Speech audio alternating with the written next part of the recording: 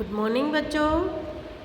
आज हम हमारा थर्ड चैप्टर स्टार्ट कर रहे हैं जिसका नाम है करण कारक। इससे पहले हम 2 चैप्टर पढ़ चुके हैं जिसमें पहला चैप्टर है कर्ता कारक और दूसरा कर्म कारक। कर्ता कारक का मतलब जो कार्य करने वाला होता है वह हमारा कर्ता होता है। तो उसके आधार पर हमने वाक्य पढ़े। नेक्स्ट आपका था कर्म कारक। कर्म कारक में कर्ता अपनी क्रिया द्वारा जिसे प्राप्त करना चाहता है अथवा जिस तक पहुंचना चाहता है उसमें कर्म कारक होता है। अब अगला हमारा चैप्टर जो है करण कारक। करण कारक जो है इसमें तृतीय विभक्ति का प्रयोग होता है। अब इसमें देखिए सबसे पहले इसकी परिभाषा दी गई है। किसी कार्य को करने में जो भी वस्तु सबसे अधिक सहायक होती है अर्थात जिसके द्वारा कोई कार्य किया जाता है उसे करण कारक कहते हैं। जब हम कोई कार्य करते हैं तो हम कोई भी वस्तु सहायता के लिए प्राप्त करते हैं जिसे हम करण कारक कहते हैं। जैसे मान लीजिए आप नोटबुक में कुछ लिख रहे हैं तो लिखने के लिए आपका जो सहयोग करने वाला साधन है वह होगा कलम। तो कलम यहाँ पर आपका करण है अर्थात कलम के माध्यम से हम यहाँ लिख पा रहे हैं। तो जो भी साधन हम कार्य करने के लिए काम में लेते हैं वही हमारा करण कारक होता है। जैसे मान लीजिए आप साइकिल से विद्यालय जाते हैं तो यहाँ आपका विद्यालय जाने का साधन क्या है? साइकिल। तो साइकिल आपका यहाँ पर करण कारक है। ऐसे ही आप चम्मच से भोजन करते हैं तो यहाँ चम्मच जो है आपका साधन है। तो अब आगे देखिए संस्कृत में करण कारक को तृतीय विभक्ति के द्वारा व्यक्त किया जाता है अर्थात करण कारक में हम तृतीय विभक्ति का प्रयोग करते हैं।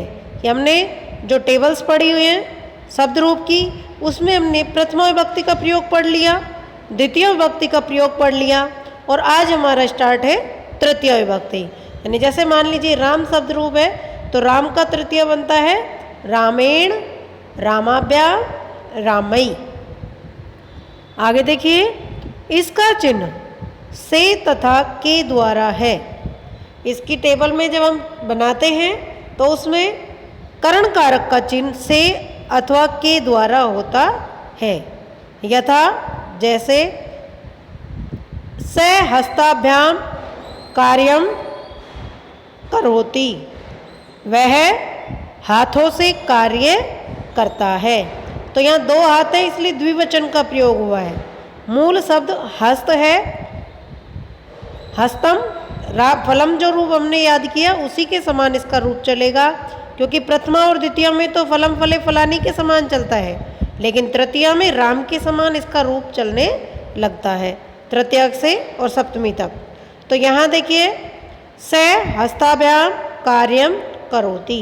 तो यहाँ हस्ताभ्याम जो ब्लू कलर में लिखा हुआ है इसमें हमने तृतीय विभक्ति का प्रयोग किया क्योंकि यहाँ पर कौन सा कारक प्रयुक्त हो रहा है? करण कारक। कि वह हाथों से कार्य करता है। कार्य करने के लिए उसका जो साधन है वह हाथ है। यहाँ पर हाथों के द्वारा कार्य संपन्न हो रहा है अतः हस्ताभ्याम में करण कारक है। अब देखिए आगे कुछ वाक्य दिए गए हैं। एक तरफ देखिए चित्र बना हुआ है, एक भक्त है वह भगवान की पूजा कर रहा है। तो इसमें कुछ सेंटेंस इसी पर आधारित है। भक्त ईशम भजती, भक्त ईश्वर को भजता है। स ईशम ध्यानेन भजती, वह ईश्वर को ध्यान से भजता है, ध्यान से भजता है। तो यहाँ पर आपका देखिए तृतीय विभक्ति ध्यानेन शब्द में आई कि ध्यान से, ध्यान के द्वारा भजता है। आगे है स कर्णाभ्याम भजनम शृणोति, वह कानों से भजन सुनता है। तो कर्णाभ्याम यहाँ पर भी आपकी तृतीय विभक्ति हुई है, 2 कान हैं इसलिए तृतीया का द्विवचन। अगला है नेत्राभ्याम चित्रम पश्यति, आँखों से चित्र देखता है। तो चित्र देखने के लिए साधन क्या है? आँख। तो यहाँ दो आँखें हैं, इसलिए द्विवचन का प्रयोग हुआ, शब्द बना नेत्राभ्याम। अगला है मुखेन भजनम गायति, मुख से भजन गाता है। तो यहाँ मुख, इसमें तृतीय विभक्ति का प्रयोग हुआ क्योंकि भजन गाने के लिए साधन क्या है? मुख। आगे देखिए अगला जो वाक्य दिए गए हैं, ईशे राकेशे अस्ति, एक बालक है, चल रहा है। तो देखिए यह है राकेश है। से पादाभ्याम चलती, वह पैरों से चलता है। से पादाभ्याम चलती, वह पैरों से चलता है। हस्ताभ्याम कार्यम करोति, हाथों से कार्य करता है। कर्णाभ्याम शृणोति, कानों से सुनता है। नेत्राभ्याम पश्यति, आँखों से देखता है। नासिकया जिघ्रति, नाक से सूंघता है।